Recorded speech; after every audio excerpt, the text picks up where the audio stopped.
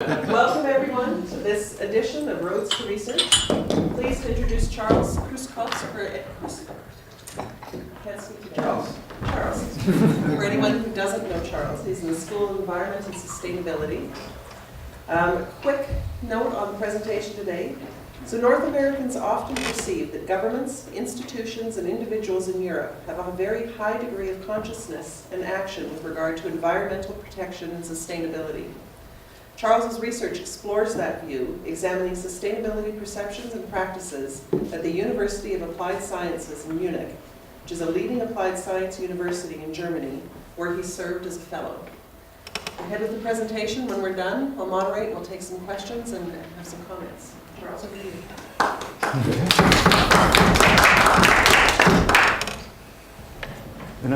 Is this still our slogan, the advance in the workplace, or am I on? Am I behind? So I spent 5 months in Munich at the University of Applied Sciences from mid-March, until the end of July this year. My family was with me. The little insert on the left is the doorway to our apartment. And we lived up on the top floor of one of the university buildings. It's the only apartments on campus. And this is part of this big new complex of buildings on the university. And the university has 3 different main campuses in the city, which is an issue that people complain a lot about. And they spend a lot of time commuting back and forth. But this is the main campus, and this is where we lived, and I did most of my work. So it's also known as the Fachhochschule München, although they've changed the name. I pulled some information about the different programs. So they have 31 bachelor's and 26 master's degree programs in 14 different departments. I think 11 of those are engineering departments, because the Fachhochschule really traditionally focused on engineering and sort of applied subjects. And they're different from the universities, which in Munich, the main university is the Ludwig Maximilian University, which does more the humanities, some of the sciences, but then there's the Technical University of Munich, which is often referred to as the MIT of Germany, which does most of the applied or the theoretical type science work. But these universities, of which I think in Bavaria alone there's 14 or 15, and then there's many of them across Germany, and they're a very good match for Royal Roads because of their applied focus. And they had 14 different departments, of which business, the business school actually is the largest department. They were always complaining that there's one dean for each department. They sit on a council and make all the decisions, and even though they have almost as many students as all the engineering departments, the 11 engineering deans make all the rules. There is a department of tourism, and then there's one of social science. They call it applied social sciences, which I thought was interesting. It's the only other time I've heard our title used, but it's sort of a mix of different programs in the social science area. They have about, I threw this in there, Tom Chase was here a minute ago, and I wanted to show him that they have 470 professors and 350 other staff members, which the Royal Roads, I believe, is about 40 professors and 300 other staff members. So if we could get that ratio back up. 43. So 14,000 students in the different programs. They had this 30,000 applications they received for their spaces at the university. Their tuition is 450 euros per term, 2 terms per year, so about $1,200 Canadian dollars per year. Students are still holding regular protests about this, the obscene amounts that they must pay, and all of the money that students pay in tuition goes into a fund that is controlled by students and can only be spent to improve the educational atmosphere for the students. And when I asked the students at the university and some of the administrators, does that actually work? And they said, well, at some universities, the university seems to be sort of siphoning this money off for other things, but at our university, all the students said, yeah, it works. We have a student board. They decide how it's going to be spent. It may be adding classes, it may be adding student services, other things, but we really get control. But we still want to protest, so they had regular protests about this. They say that 11% of the students are international students. The international students, they get a few students coming from abroad, But to do almost all of the programs at the university, you have to speak fluent German in order to take the classes because the body of classes is taught in German. They offer a few classes, and this is where they invited me to come. They kept telling me I was the first long-term visiting English-speaking faculty member. You were there 2 months? 5 months, so 1 term. And in the past, I almost always bring someone in for a week or 2 weeks to teach a class, sort of a condensed class, which I did one offering like that over 4 days, sort of full-time for 4 days. And that's how they've sort of added English language classes that international students can take. Now, international students primarily come from the other EU schools. And there's this huge, if you know what's going on in Europe, there's a huge program right now to encourage students through this Erasmus program, which is part of the Bologna process of coordinating between 47 countries, their educational systems. And they're really encouraging students to cross-enroll for 1 term in different opportunities across different universities across European countries. They also had students, and interestingly, they charge the students who come from China or outside of Mexico or US 450 euros per term to come and study at the university. And so they charge everyone the same amount. And so they did have some international students, but the international students said it's a bit of a struggle because it's hard for them to get class. The number of classes offered and the way the scheduling is done is very limited. I mean, it's in German. You need to be fluent in German. No, the international, like students who came from China didn't speak German. They came for 1 term, study abroad, and just took whatever English language classes they could. So they were just picking up, that's why they were in my class, because they were just looking to pick up classes however they could. All students do, in their degree programs, do a practicum term, and all students do a thesis term. So under the Bologna process, at a university like this, it's a 7-term bachelor's degree. 2 of those terms are essentially practical terms in one way or another, and you have the 5 academic terms that you would have as well. Okay, what's the sequence? Does the practicum follow the academic, or can it be done in the middle? I think you usually do at least 4 academic terms, and then you start sort of alternating. And you end up with a thesis. And you end up with your thesis. Which, again, I'll say the challenge is later. So everyone is doing a thesis. Everyone's supervisors for those theses are done in-house. So and the faculty members have quite a load. So here was typical day at the office. You can see the priest joins in here. This was actually, so they've started Oktoberfest, which is going on right now, as my Munich friends keep reminding me. It's so big. They've started a spring festival that occurred right when we first arrived there. It's much, much smaller, but this was the opening day. This is the mayor and that's the queen of the spring Frühlingsfest. So I got one of the mugs by showing up, and so this was a spring festival in one of the tents. I thought I would start off and talk a little bit first. This is a little bit different subject, and so my family was with me. My kids were with me. My wife and kids are all German citizens because my wife's parents came to Germany in the 60s. And she grew up speaking German and going to the Saturday German school. And now my wife is the president of the German school, following in a great tradition. And so she speaks German with our kids at home. And part of the reason we wanted to be there is to allow our kids to go to school and really use show them in part that German is actually useful. It's not just that you have to get up and go to school on Saturday morning. So they went, my daughter was at this elementary school, which was about 50 feet from our house, so we had the 2-minute commute to school.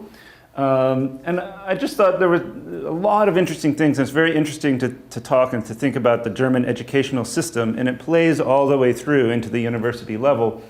But the term that we best felt sort of fit the way it's designed is it's very purposeful. Everything they do is very purposeful and builds on what has been done in the past, and it's a very well-designed system in many ways. And just a few things that we found very interesting. So they have lines and traffic things painted all over the schoolyard, and every child has to take traffic safety and bike safety and pass a test and get a license in order to ride a bike in Munich, which everyone rides bikes around. And that occurs around 2nd, 3rd grade. Almost all of the kids, my daughter's in 1st grade, there is no formal kindergarten or preschool programs. My daughter was in 1st grade. Almost every child in her class, now they were coming towards the end of their school year, but came alone from their home and went home alone at the end of the school day. Now, they have the advantage they live in apartments within a few blocks of the school, but they often spend time essentially by themselves at home. And the sign, which is in the window, the outer sort of area before you went into the hallway to go to the classrooms, I thought really captured it and says a lot about how Germans feel about child raising and education. And that says, you know, ab hier kann ich alleine gehen, from here I can go alone. And that comes through in so many different ways, like this idea of, you know, why does your kid doesn't need to be driven to school and dropped off. Your kid can go to school by themselves and should be learning the skills to be able to navigate and to do those things. Your child should be able to put their things in their locker by themselves and tie their shoes and all the other things. So that sort of attitude sort of came through in many ways in the educational system. And this is my daughter in the middle there with some of her friends and their Prinzessin Lilifee bike. And then my son, who is 5, went to what's called the Waldkindergarten, the forest kindergarten, which is outside the mainstream, still in Germany, but within Munich, I think there were 7 or 8 of these kindergartens, and now they've started a new branch, which is the Bauernhof Kindergarten, the farm kindergarten. And that is, the kids spend, most of the kids are there all day, every day, year-round. And they're outside all day, every day, year-round. It's only when it gets below, I think, -10 in the winter, or the weather is really severe, or they do some things, they do some books, or they do some activities. I guess I don't have a picture here, but they have some wagons, no electricity. Here's the toilet for the school you can see on the tree stump. There's no electricity, there's no running water, anything. They're out in the woods all the time. And it's a very interesting approach. Now, we thought at first that the parents who were involved in the school would be this very sort of earthy granola, you know, But in fact, we found that they were much more traditional sort of drop-off parents. They almost all drove their kids to school, dropped them off, and it's that they wanted their kids to have this experience, but they themselves. So this is the Mayfest up here. They rescheduled that 3 times because of the chance of rain. And we just found it ironic because the parents didn't want to be in the rain.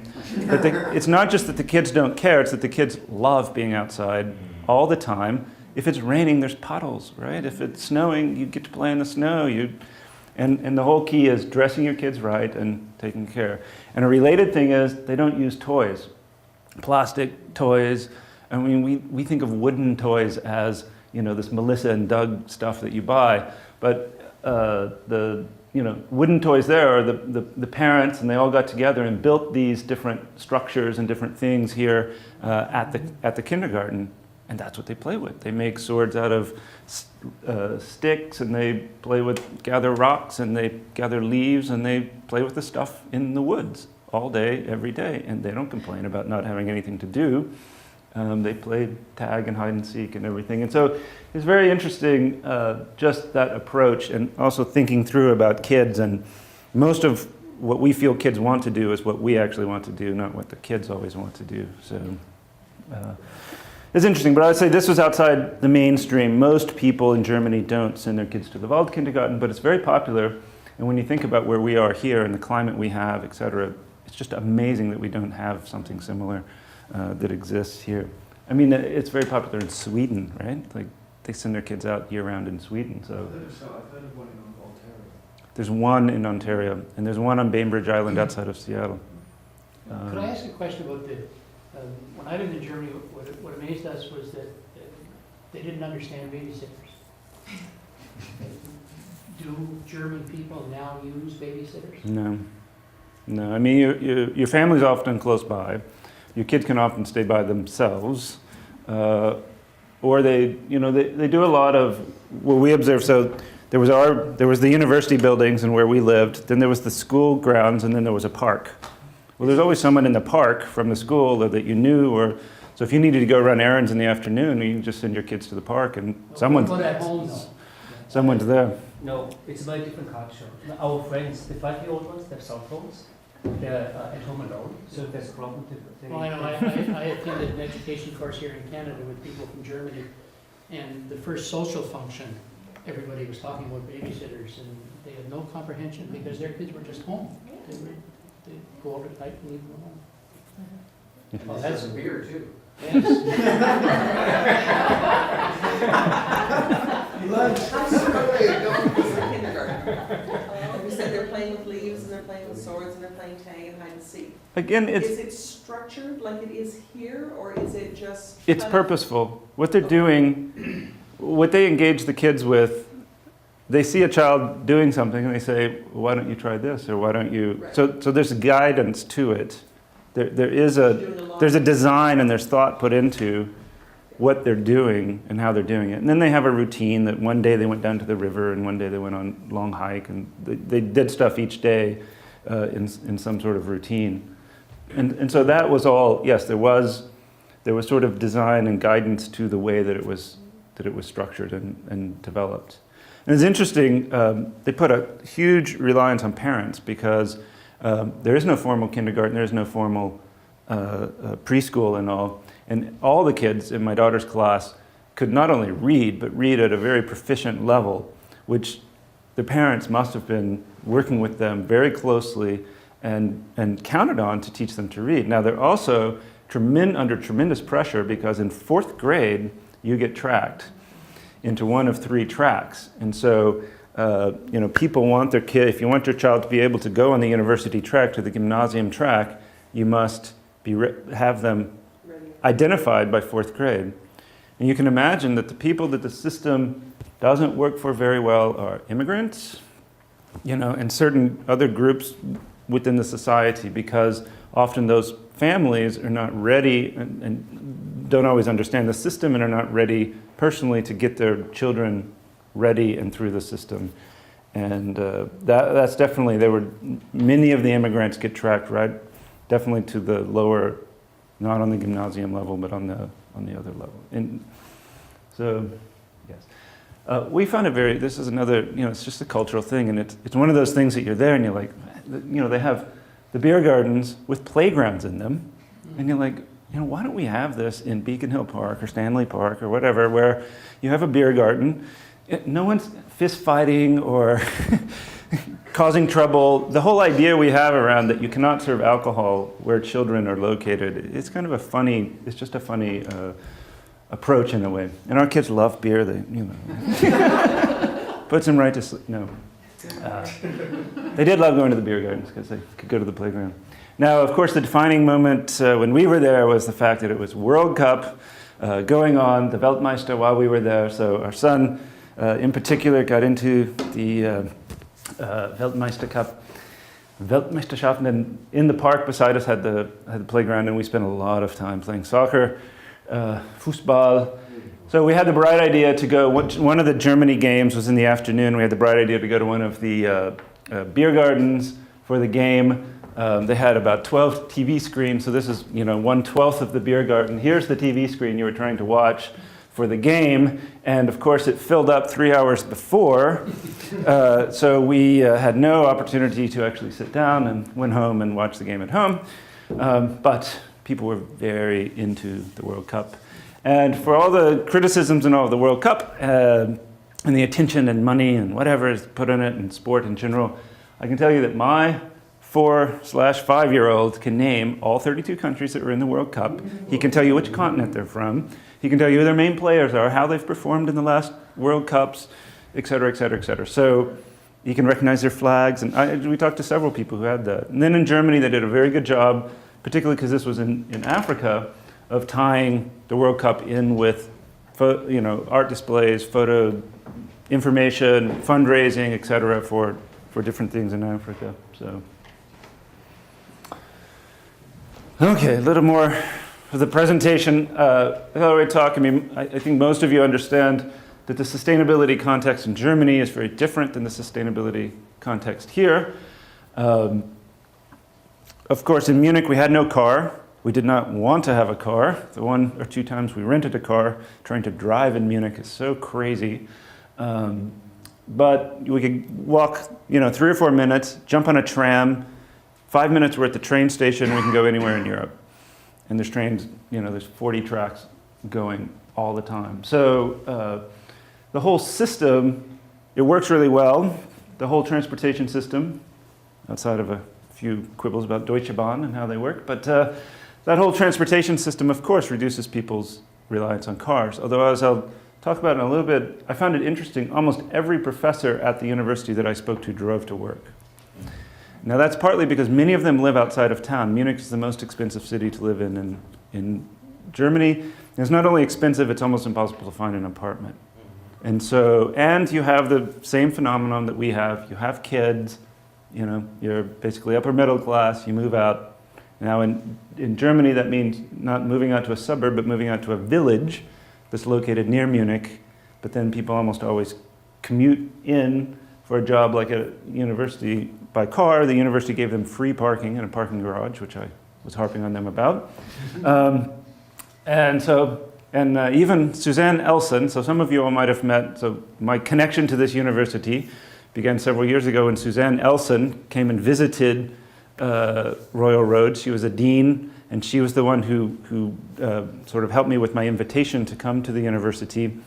And I had a meeting with her, and then we were going between campuses, and we jumped in her car and drove between campuses. She was the sustainability dean at the campus, but so that car culture still exists, but people mostly own one car, and the public transport's great. So a few years ago as well, we hosted at Royal Roads Georg, the visiting professor from Germany, from a Fachhochschule, and his son Jakob was here, and we got to know their family, and we saw them several times in Germany. So I threw that in part because you can see Jakob now getting bigger. And but we rode the train to go to their house, and there was a train stop, 5 minutes from their house. The recycling system, and I'll talk more about the recycling system in Germany. The recycling system they have in Munich, they say 90% recycling rates. And they have a 2-tier recycling system.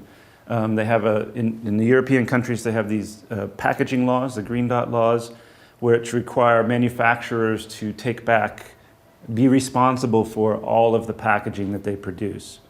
And so to deal with that, they've set up a system where they created a company, which then sets up depots all around. So you have brown bins all around Munich to pick up any plastic, glass, metal, those sorts of things. At your house, you have 3 bins. You have compost, paper, and trash at your house. Munich closed its landfill 5 years ago because they don't have the volume of trash. They, like I say, they're getting 90% recycling, they say, and any trash is being diverted to be burned to produce energy, which they then sell to subsidize the whole system. And I'll show you, I have a few more slides. And as you go around Germany, has become a real leader in sustainable energy. They're saying they're getting 15% now of their energy from wind, from solar, from sustainable sources. And you go around Germany and there's windmills all around. You see solar, particularly Bavaria is a real center for solar industry. And you see solar panels on barns and buildings all around in Bavaria. They have a very high feed-in tariff for solar, which encourages people to put the systems in place. Buildings, it's kind of hard to take pictures of energy efficient buildings. We talked to some friends who were building a house or planning to build a house, and they were talking about that the regulations are so strict in building a house, you essentially have to put in the ground circulation, geothermal exchange, you have to put in super insulated systems, windows and walls in your house. You almost have to install solar and other things so that the houses in Germany, and I went to a solar show where they were showing how all of these systems now in the houses are totally integrated, where you have solar heating, you have the waste heat capture, Some of you all may know the passive house system. This isn't necessarily passive house, this is just systems they're building into regular houses where they're trying to capture and reuse any waste heat in your house. Every time you pull the plug and let that hot water from your bathtub go down the drain, you think it's just crazy. We're not capturing and reusing that heat efficiently. And those are the sorts of systems Germany is building in. And they definitely, when they build a building, they think about it, this 100-year lifespan of the building. And it's crazy here. We not only have a very short horizon, and the average person owns their house for 5 years. And it's very interesting. It's something that I've done a little bit on, but I find very interesting. If you think about what people are willing to pay for in a house, how much are people willing to pay? How many times have you heard that renovating your kitchen or your bathrooms will raise the value of your house versus replacing the furnace in your house? You don't see it, no one knows it, and even if they do, they're very unlikely to pay you much more to pay you back the capitalization costs of that. But if you replace your sink, then they'll pay you back. So you think, well, why not? I'll renovate my kitchen and someone else will pay for it. So it's an interesting thing of how you capture that capitalization, because from society's point of view, the house is going to be there for a long period of time. So you want to encourage that. So Germany does all these things in an amazing way. A technology that I thought, I should go see the recycling system. So I went and got a tour of the whole system, and they were the first city in the world to build this closed containment biogas dry compost system for the compost they're picking up at the households. And what they do is they compost inside this closed facility. Those pipes are capturing the methane gas through the compost process and then using the methane for electricity. So you're not only keeping it out of the atmosphere, then you're using it for power. And then they bring the compost out after 6 weeks and bag it and sell it to people through the compost system. And that system was built by a Munich company as a demonstration facility, and they're now building them in different places around Europe. And the city was extremely happy with how this whole system works. So I got in touch with the CRD. They've already have put out their call for proposals. Organics are being banned from Heartland landfill, and we'll see a system, maybe not like this, but a system in Victoria. And when they sell the power like that, that's what they have 15 depots, I think, for drop-off of like the one that's at Heartland, where you can drop off all your different electronics or styrofoam or all those different things. And that's what they build into the system to make it convenient for people to drop things off. So this is one of those drop-off centers that we went and visited.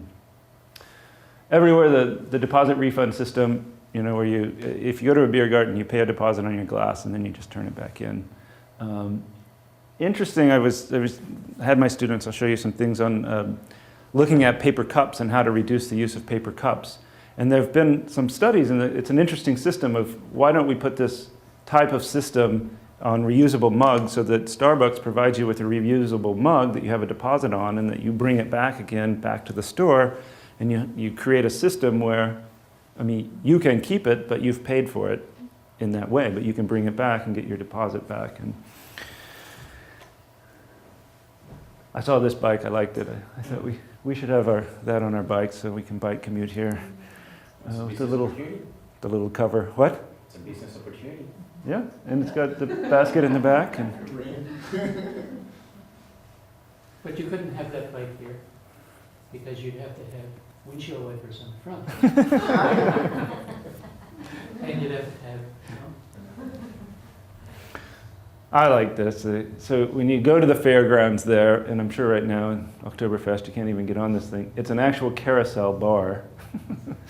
And it goes around and around, and you can go up there and get your schnapps. These guys are all leaning on the bar having a beer. And then I noticed in one of my pictures that I had of it, here's one of those walkers for the old people, and I think it's this guy. So never give up. Hang in there and keep going to the carousel bar. Now, so the university and sort of student context of what I was working on, again, noting for the administration here. So this was my class, my 18 people in my class. I could put my class up of my 54 MIM students there. So this was a class I taught. I taught this 4-day seminar on environmental entrepreneurship in the summer.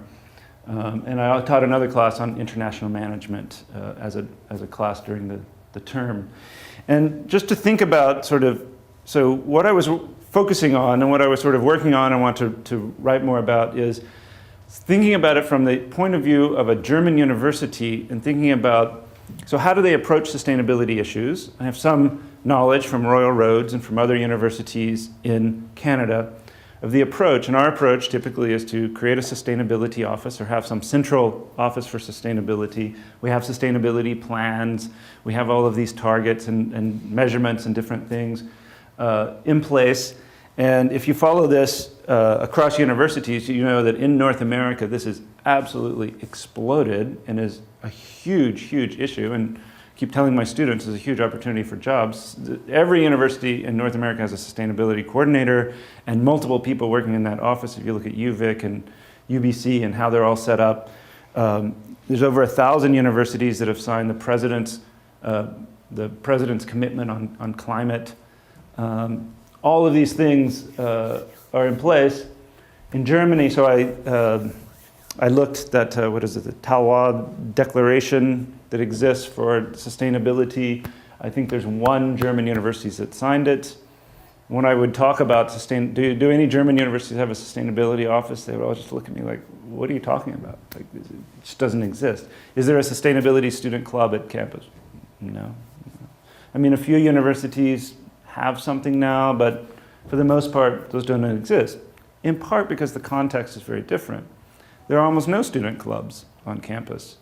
Student clubs and the sort of approach we have and the relationship we have to universities is so different than the relationship that the students that I taught have to their university in Germany. They come to campus, they take their classes, and they go home. We lived right on campus, and there was almost never, except maybe around graduation, a few departments had parties.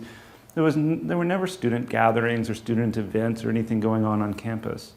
And people lived either at home or they lived in dorms. The dorms are run by so in the name of efficiency, there is a Central Studentenwerk München, which runs all food facilities and all housing and other facilities for students in Munich.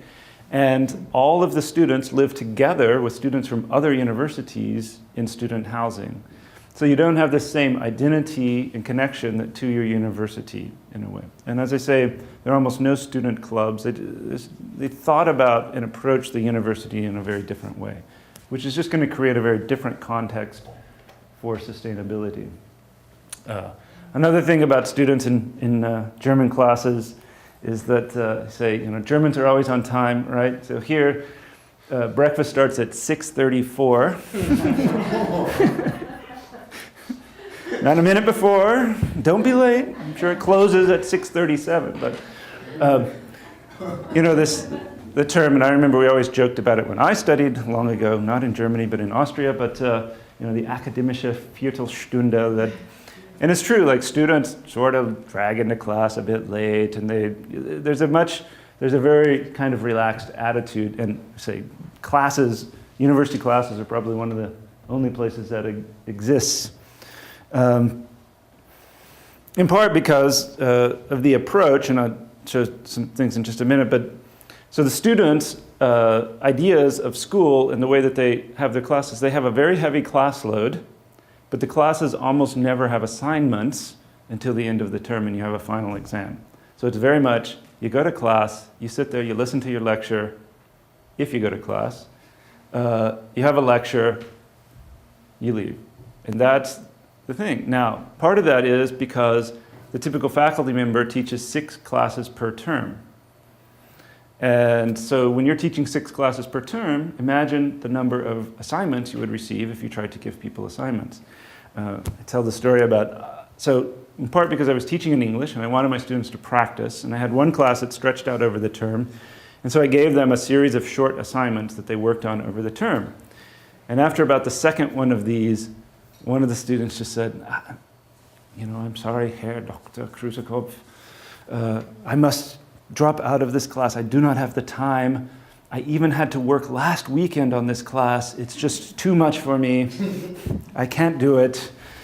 So we had a whole class meeting and we talked about this and what people's expectations and how the classes, and so they were happy. We worked out that we would do some exercises, but we wouldn't have a final and we wouldn't have this big thing, and it would free them up to focus on their other classes. But they just weren't used to the idea that every 2 weeks you have an assignment and you have a short paper that's due and this sort of thing. So, the whole structure and approach is very different. And I'll talk about it, leads to some challenges in how you're going to do sustainability education if you want students to be actively engaged in sustainability activities, which that would be our first approach. But if they're not used to it and they don't have time to do it, it can be hard for both the professors and students. I gave a survey at to my students, just an informal survey around environmental issues, which I thought was interesting. And this is sort of a next step that I want to do, is formalize this and do it in a broad way together with a collaborator across the university there for students and staff. But so one of the questions we asked was, do environment and sustainability issues receive an appropriate level of attention? And 67% of the students disagreed or strongly disagreed with that statement. Does the university, the Hochschule München, do a good job educating students about environment and sustainability? 89% of the students. These are business students that were just in my class. None of them had taken a class related.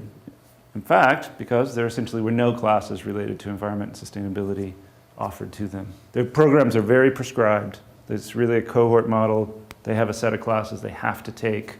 There's a couple of chances, like my class, that they have a chance to do an elective, but for the most part, fairly prescribed program. Then, do you feel that knowledge of environment and sustainability is important for your work? And it was the only question everyone agreed on. 100% said that it was. So I put this together and I made a number of presentations to the top administration of the university talking about sustainability. And there are a number of people at the university that are working on these. So one thing you'll discover when you're a visiting faculty member is that you get a chance to cut through a lot of the hierarchies and speak, and people actually listen to you because you're not from within the system and trying to get something or do something within the system. So I met with the chancellor and the president and other people and talked to them about these issues. And we'll see. I want to continue to work with them and other people at the university on sustainability implementation and education at the university.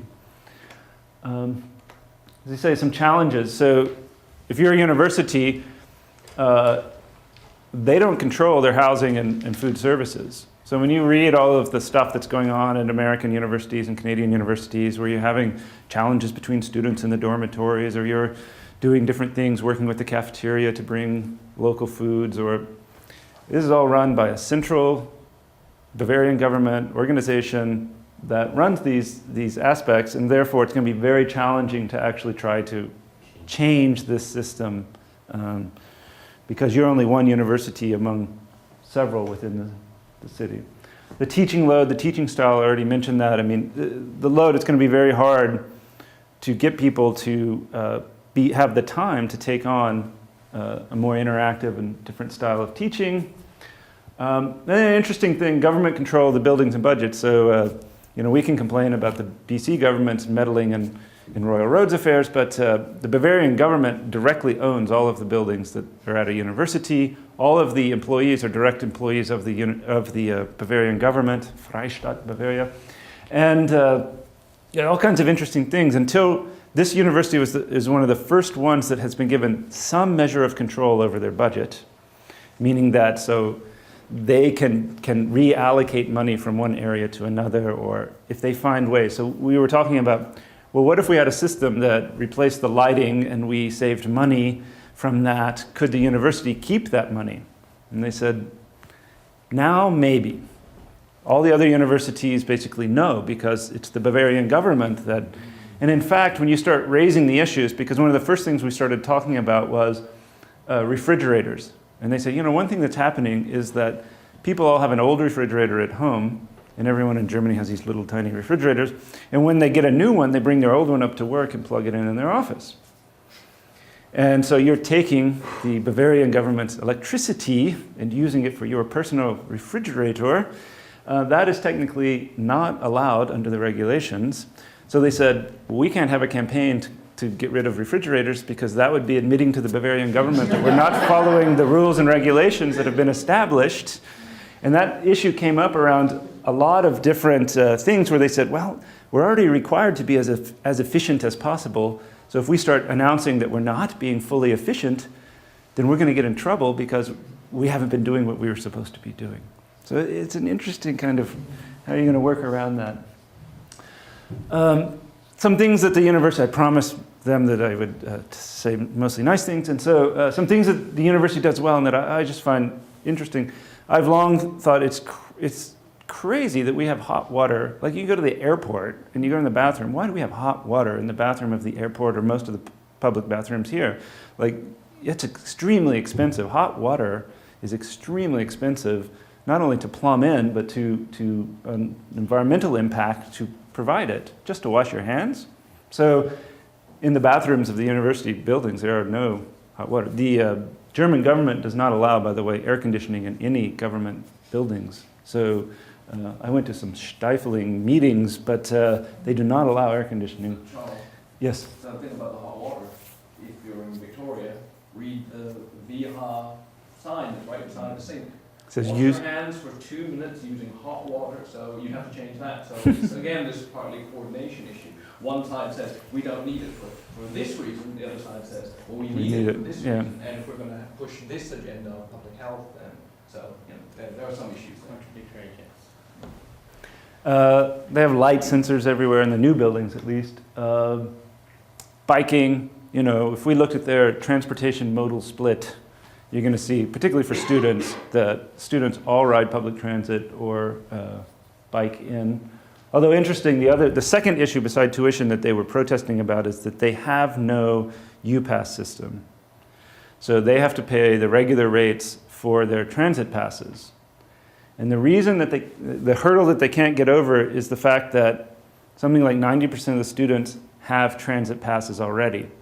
So they say, what is the purpose? So we as the corporation providing the transit, you're just telling us we should sell you a low-cost pass. We're going to lose money. Where are we supposed to come up with that extra money? And no additional people are likely to ride transit through this system. You're just essentially asking for a subsidy. And so they've been standoffs and protests and different things over that issue. But tremendous use of bikes in Munich. Green roofs. This is the patio of our apartment. Everyone, all the Germans who saw this said, it's unbelievable. No one has patios like this in Munich on their apartments. But green roof right outside. And so all the buildings at the university had green roofs. And now they're coming in and putting solar. Now they told me about this and I was afraid they were going to take our little meadow here and turn it into a solar farm. But on the very tops of all the buildings they're putting solar in. So on the roof of our building they were putting solar in. But strictly on a commercial basis.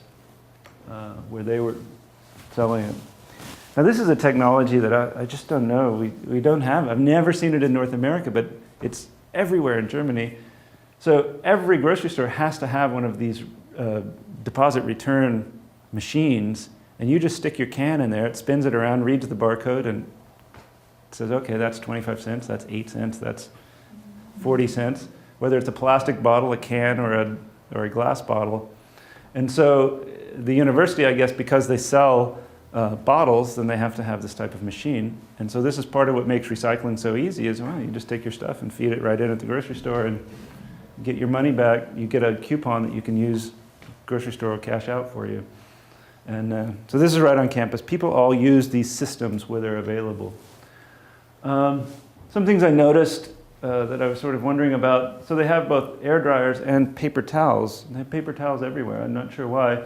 They had no compost system. There was no compost system on campus, so I got to brag that, hey, we compost our paper towels at Royal Roads, and we collect the compost in offices. And it was a big problem for us living on campus because we had no place to take our compost. So we would gather it up and we'd we spent the first 2 weeks looking around to figure out where the compost bin was. And the university doesn't have a compost system on campus. And so we had to arrange with some families, because of course in Germany all the trash cans are locked up, and arrange with some families that we could go every week. So it became our ritual. Once a week we'd take our compost buckets over and put them in an apartment system. I probably got the university in trouble. I mentioned that I was living on campus and I didn't have access to compost at the Munich central waste system. They're like, there can be no Munich residents without access to compost. Your university must provide. I said, oops, oh, I'm going to get the university in trouble. A bit like here, although even worse than here, in that the recycling containers, it's very hard to find them on campus. It's very hard. You find that in public places, like in the train stations on campus, the recycling cans are not really in place, and they're very difficult. And you see people throwing a lot of things in the trash that shouldn't be in the trash. No campus composting, and the custodial staff was definitely, our custodial staff here is amazing, and they are the key to making a recycling system work. And when we tried to work with people at the university, they just dump your compost into the trash bin, and they didn't really care. And did I have the thing there? Oh yeah, the perverse incentives. I don't know if any of you all are following what's going on in Vancouver, where they want to build, they've talked about building a trash incineration system, which is what they have everywhere in Europe. And the people who are fighting it are saying primarily that the problem with it is, it's not the air emissions and things. They don't seem to have any problem with that in Europe. It's that you have less incentive to recycle because you know that your thing's not going in the landfill. So if you throw the plastic bottle in the trash, it's going to go to the burn facility. It's not going in the landfill, and it's going to be made into energy. So isn't that just as good as recycling? Well, no, it's not just as good as recycling. You want to recycle those high-value plastics and metals and things out of the system first. And they say there's no incentive to cut down on trash. And we actually had a number of people say that to us in Germany, that, why recycle? It doesn't even matter because it's going to the incinerator anyway, so we still get using it. So there's this perverse incentive when you set up systems like that. Now, for the most part, so what the recycling system did a lot of is trying to encourage people to basically use recycling, to sort correctly. Paper and printing, they don't have double-sided printers. Students don't pay. They have to bring their own paper, but they don't pay to actually print. And they were reporting printing 40 pages per week, and that's just my students. The heating system, everyone said, were crazy. Just like us, here's one of those, fight between computer services, and it truly, to me, makes no sense why we're told to leave our computers on all the time. I've been working here 5 years, 6 years, I never leave my computer on, and I've never missed an update as far as I'm aware. And it's interesting that Steve Grundy, our leader of sustainability, is also the leader of IT, and that system's still in place. But they have the same system. The computers are on all the time. Now, when I was presenting to the sort of senior management and talking with them about the university, one was just this broad idea. So they've adopted internationalization now as a central core belief of the university. And they have a plan, and they're putting money towards internationalizing their university. That includes sending their students abroad, bringing students in. And I was likening the environmental things to that and saying, sustainability can be a core identity of yours, a core identity at the university, and then you start coming up with a plan and ideas of what that actually means in practice and how we're going to put it in place. And there were a lot of people at the university who sort of felt that, and the grassroots was really there, and I'll sort of explain. It's this idea of branding the university in some ways. So Munich is a huge center of a lot of these emerging green technologies, of the solar industry, of the wind energy. GE Global Research, I went to visit their lab in Munich. They're located in Munich because that's where the talent and the technology, and they were focused on energy systems and energy applications. And so Munich is a place that is a cutting edge of this, and many of the subjects and fields that the university is involved in are very involved in it. So this was part of my idea of branding it. The second thing it's interesting, but within the Fachhochschule in Germany and then just within universities, there are no connections between the universities around environmental and sustainability issues. And so it gives this school a chance to really be a leader, to go out to other schools and say, well, we want to be a leader in demonstrating in terms of education, in terms of our practices, what we're doing. This. And they have this UAS, the University of Applied Science 7, which are the 7 largest applied science universities across Germany, of which, so this university is known in internationalization as a leader within that group. And again, they could do it. And then in the world, I mean, because I talked to the GE people, this is their global research lab. Why did they put it in Munich? And they said, this is it. Germany has the highest technology and the highest skills and all. And when you're there, I mean, Munich is where Siemens is located. It's where many of the American companies that are in Europe have their headquarters in Munich because it's a place that people want to live and want to be. And so I think they have a real chance to do things. One thing is this Association for the Advancement of Sustainability in Higher Education, ASHA. It has grown within the last 3 or 4 years, has gone from startup to over 1,000 universities. I'm going to go to their annual conference, which is sold out, over 5,000 people in Denver coming up.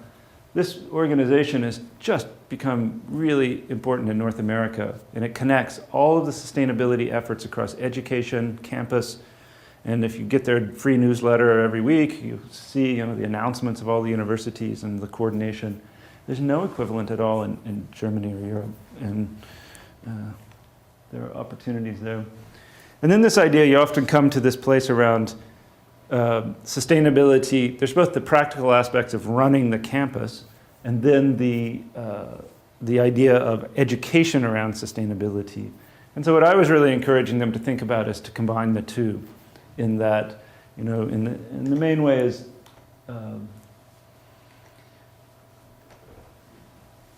creating experiential learning opportunities. And they have to think creatively from these constraints around how to do this. But they have such an opportunity. When I think about Royal Roads, and we have a lot of talented students and a lot of things, but our students aren't here. That's a challenge. Our students are in some, not narrowly, but reasonably narrowly defined areas.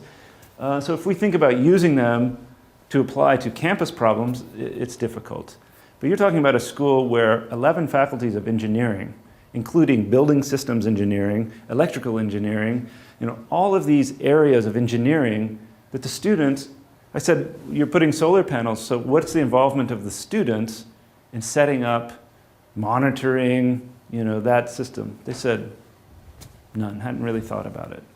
So that's the sort of thing and why aren't the students looking at the lighting systems? Why aren't the students, they have a design school, an architecture school, why aren't those students designing the bins and posters that would go around campus? And those sorts of things. So there's a lot of ways that they could do those sorts of things. The slide before was about the university. So this was an interesting thing. The university has no clue what their overall energy use is, what their overall greenhouse gas footprint is, because all those statistics exist somewhere, but they've never pulled it together. They've had no incentive or reason in a way to pull it together. But that's another thing. We've used student teams here to develop a greenhouse gas footprint. So why not find ways to use students to start to get those baselines, set your plans, set your goals. Project, just as an example that I did, I had my students work on an environmental entrepreneurship project. It's business students. We took the issue. I asked people, what issue should I get the students to work on? I want one on campus. People often mention coffee cups. Interesting, and I love everywhere you go that it's coffee to go, right? It's on the cup. It's on one of the cafes there. I said, well, that's interesting. In general, you don't use the English in Germany, but somehow these cups, and many people pointed out or pointed to Starbucks as being the evil people who introduced paper coffee cups to Germany. That before, no one used to use these until Starbucks came. So it must have been Starbucks. So I think they continue to use the English here just to emphasize that this is not really a German thing. Someone else is polluting us with their ideas. But so I got the students to think about how to actually cut down the number of paper cups used on campus. Because they just leave them stacked out here, and you can pick them up and use them. And so I had the students get in teams. They sort of looked at the different alternatives and make presentations about their different ideas. Across that, I came across a couple of really interesting sites. And if you ever want to do a project like this, and cups become a good one, because one is Starbucks sponsored a thing called the Beta Cup, which was an open source. Using this, it's actually a German, these are students from a German university that put this together now, created a company. And that's a crowdsourcing design platform. And companies, so if a company wants a new logo or they want an idea for, they put it up there. Starbucks put up $20,000 and said, put forward your ideas on how to, on getting rid of paper cups or reducing the impact of paper cups in our stores. So they put $20,000 up and they gave $10,000 to the winner and split the other. And they got, 150 ideas. And when I started reading these, like they're very professionally done. All kinds of people from different, and so some of them are about improving or changing the type of paper you use. Some of them are about these systems of, like I say, a deposit refund type system, and a lot of business thinking and details of how that system might work. Other ones are around embedding, those low frequency chips in a reusable cup so that you could get that credit, where you get use your cup 10 times. Well, right now I would carry those little paper things around and you always forget them and you have to go to one coffee shop. But why not get all the coffee shops together? Then you just, boop, and it automatically reads and keeps track based on your cup usage system. And there are all these different ideas, and people had priced out the models and everything. Very interesting. That's Beta Cup. And then through this, I don't know whether it's Jovoto or Yovoto, but you start looking at Yovoto, and it's a great idea to use with students, to have them either look at or to do a design contest like this through something like this, where they actually work on an idea and can see what other people have done. Some other things going on at that university. Glad you came in, Jeff. I threw this up there. They have a summer school. They have an entrepreneurship center, and they have a summer program, which they consider September summer. They're all over there right now, going to Oktoberfest and doing this summer school for 2 weeks. But their topic, for example, this year was, they always choose an environmentally related topic: smart cities, challenges for the future. Divide people up on teams. All of those teams have to come up with big ideas for improving cities in the future. It's 20 students from Munich, and hopefully we can get some RRU students in the future to do that program. We've talked, and it seems to be one of those RRU initiatives. We've talked, and everyone thinks it's a good idea, and it hasn't happened. And that is, why don't we raise our parking fees and use that money to put back into sustainability projects here on campus?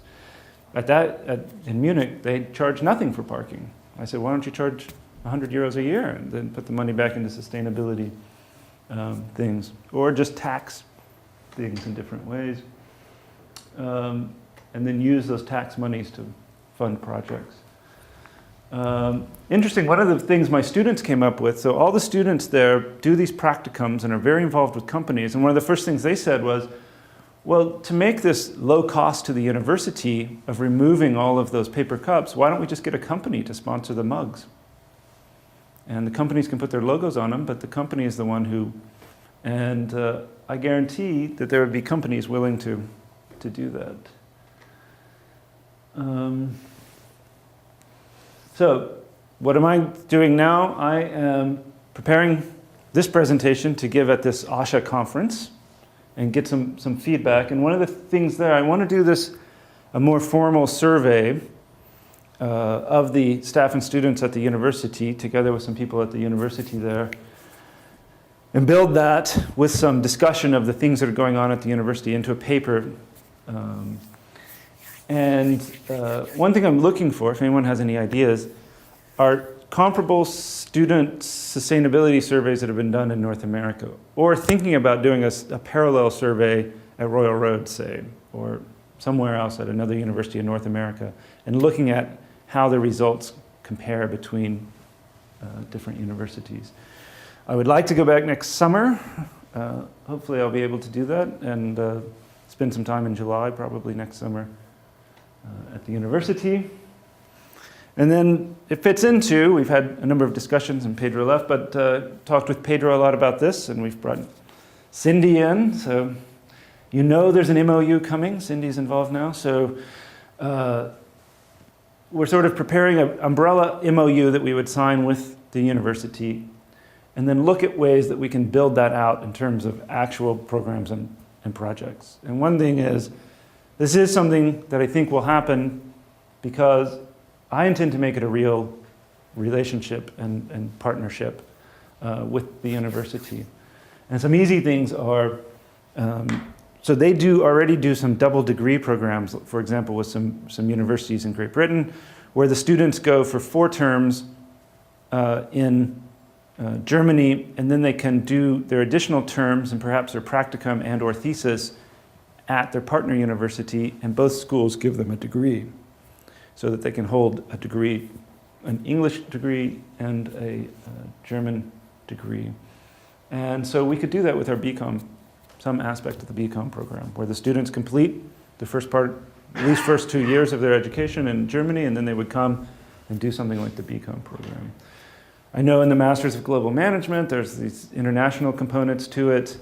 They're quite happy to host students, to host people who would come in. If anyone wants to go and teach there, I've been talking to Jeff, and anyone else interested in going to teach, they're definitely interested in having people come and teach English language classes at the university. They're definitely open to doing residencies, and they have times in the year which their facilities are definitely open, and they can facilitate housing and things. And then, then it's wide open in terms of, you could think of all kinds of online or on-site joint sort of courses, certificate, practicum, different things like that. So there's lots of ways, and if you have any ideas or thoughts or anything, we can definitely talk about it. I do have a question. You're aware there's an EU international exchange funding mechanism. I'm not sure who it was that contacted me, but it's usually, I think, submissions in the spring. But there's a funding mechanism to develop a joint programs, some kind of. I think I've seen that, yeah. Okay, that's, the deadline for that is usually in the spring. I can send more information to you on that. You might want to Yeah. know that. Should look at, as I say in part, this is the type of university, this applied science university, I think is a very good fit. And a lot of people run to the universities, to the sort of very, the Harvards of Germany, but these applied science universities are kind of new to the game in a way of internationalization and these international ties in some way, and they're a good fit in the way that they're structured and then what they're interested in. And there's interesting things at the university there. So all the university administration at a university like that come from within the university.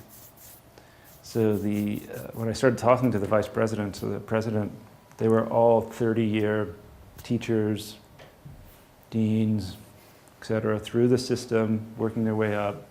And so everyone knew all of the programs and people and everything about the university. And it's a very different atmosphere. And another thing is the university was amazingly, and they often described it as too bureaucratic because it was completely democratic. Everything had to go to a committee when there was a vote. The deans determined a lot of different things, and then within any department there were committees to represent the fact. It was interesting how it was all set up, and the administration and the way that they saw their place within the university. It's a very different system. So, other questions? Just a comment, Charles. It's really interesting experience and to have this comparison. So say thank you. It's fascinating. It's very interesting you get into. It's very hard to unpeel all these different, like I say, the context and the thinking and the way that people approach sustainability issues. And in a way, there's kind of this post-sustainability thinking somehow in Germany that people don't even think about a lot of these things now. That there's something like recycling. It's so ingrained in the way that everything works that everyone said, why would you even study or think about recycling? Like, just everyone does it, right? So it's not something that, and the people, we get used to this thing of, wow, we're trying to encourage people to do things. And when I was talking to people in the Munich recycling system about, well, how do you encourage people to, they said, we don't do it. We had 90% recycling rate. We don't feel we can go up from there. So we don't put any money or time into trying to encourage people to recycle. We're just, everyone does it. And so that's just a different place to think about. And like I say, I think you get a little complacent there because I observed in the train stations or in many public spaces, there clearly were not recycling bins there. There were not, when you get outside a system, a place where someone is responsible, then, like I say, the university is not responsible for providing compost, so they don't. But so that's, I think that, they do need to do a little bit more thinking and work around some of their systems and extending their systems to make it even better. So, a bit of an aside, but I was fascinated with the kindergarten as well. And just a little bit of personal note, my daughter runs horse-assisted therapy programs for children with autism, but now is branching out into other things for children without cognitive challenges. And one of the things she's starting is a junior kindergarten with horses and children. And it's so it means most of the time the children are outside with animals, primarily horses. It's fascinating because we still have the same rules, right? How many square feet of indoor space for children? So even though that's not what they're doing. But I'm really interested to connect her because it's the same principles, only extended to animals as well, to the animal-human interaction in relation to the outdoor environment. Well, and like I say, I mean, something that seemed fairly new that seemed to be coming up was this idea of these farm kindergartens, for example, where, in some ways, to me, that even makes more sense than the forest kindergarten, because they're talking about, well, the kids are on an actual working farm and observing the whole year-round cycle. So the babies are born in the spring, and they watch them grow up, and they the gardening and everything, and so they participate in it and observe it. Although they're real working farms, so they're not, But yeah, that whole thing is quite interesting. There is a definite German desire to connect people, to feel like you need to remain connected. I mean, and the whole sort of system of people going out for walks on the weekend, I mean, everyone's heading out of town, but it's so easy because you can get in a train and go out somewhere, and everyone's out there biking, walking, and then you have a beer. So, yeah, no. Thank you, Charles. Thanks, everyone, for coming. This will be posted on the website. It has been recorded, so. Yeah. Great. Thanks, everyone. So this is a small. My wife's relatives had a 5-liter. I was like, now that's getting serious. Like 5 liters.